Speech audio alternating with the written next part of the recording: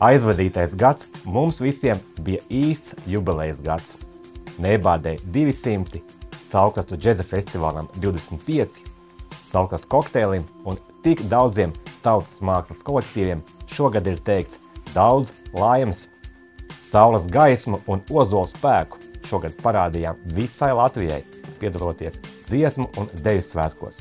Ar raitu deju solu un lepnumu pārstāvējām savu novadu. Netrūka arī izaicinājumi, kurus šogad sagādāja stiprie rudens vēji, sniegs, liekot aizdomāties par to, kā turpmāk dzīvosim.